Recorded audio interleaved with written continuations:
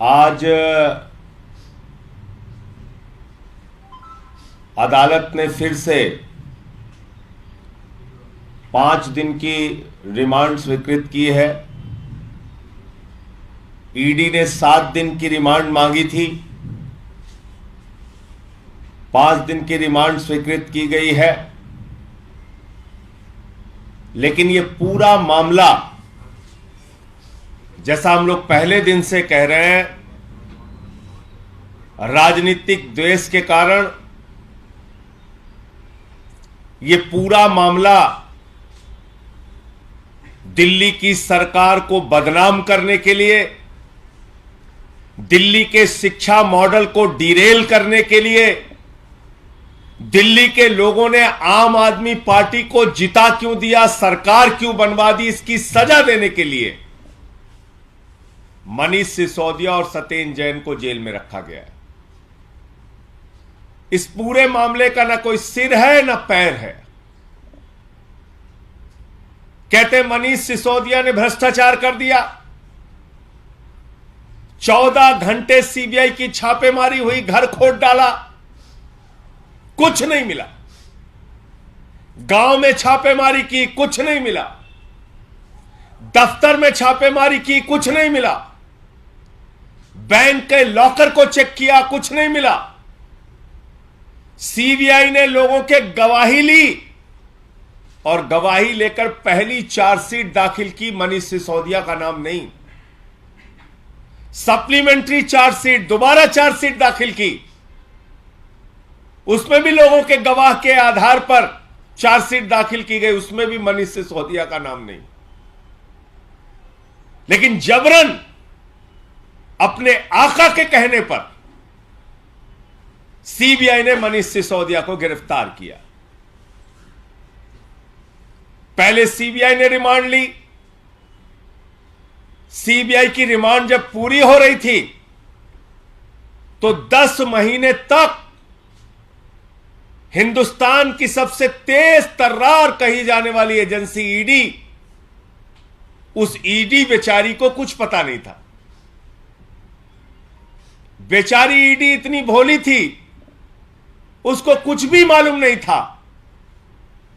अचानक रातों रात जब मनीष सिसोदिया की सीबीआई के मामले में जमानत की याचिका की सुनवाई होनी थी, उसके एक दिन पहले ईडी आती है, वो कहती है हमको पूछताछ करनी है, हमें रिमांड दो। 7 दिन की रिमांड ले लिए, पूछताछ कर लिए, फिर आ गए, अभी और पूछताछ करनी है, रिमांड दो। आदरणीय नरेंद्र मोदी जी, आपको पूरा देश देख रहा है। एक ऐसा व्यक्ति जिसने दिल्ली के लाखों बच्चों को अच्छी शिक्षा देने के लिए अपना सब कुछ समर्पित कर दिया, दिन रात मेहनत की, जिन सरकारी स्कूलों में मकड़ी के जाले लगे रहते थे उनको एयर कंडीशन कमरों में तब्दील किया। 6 साल से लगातार इंटर का रिजल्ट सरकारी स्कूलों का प्राइवेट स्कूलों से बेहतरीन आया। बच्चे आईआईटी में सिलेक्ट हुए। पूरी दुनिया में एक शिक्षा मॉडल को प्रचलित किया। आपने उस मनीष सिसोदिया के साथ आतंकवादियों जैसा व्यवहार किया। यह देश इस बात को भूलेगा नहीं। 12-12 दिन की रिमांड ईडी की, 10-10 दिन की रिमांड सीबीआई की। कभी आपने सुना ऐसा आतंकवादियों के साथ भी व्यवहार नहीं किया जाता जैसा मनीष सिसोदिया के साथ व्यवहार किया जा रहा है। और तब जबकि कुछ नहीं निकला। भ्रष्टाचार किए होते तो कुछ तो सोना निकलता, संपत्ति निकलती, पैसा निकलता। कहां चला गया?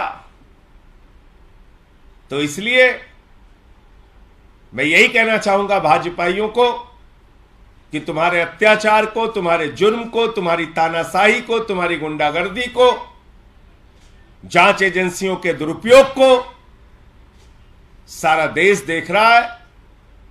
और मोदी जी, आपको इस देश की जनता ने देश का प्रधानमंत्री बनाया। आप अपने उस पद का इस्तेमाल मनीष सिसोदिया जैसे लोगों को प्रताड़ित करने में, उनके ऊपर अत्याचार करने में, उनके साथ आतंकवादियों जैसा व्यवहार करने में लगा रहे हैं, समय आने पर देश की जनता आपको जवाब देगी।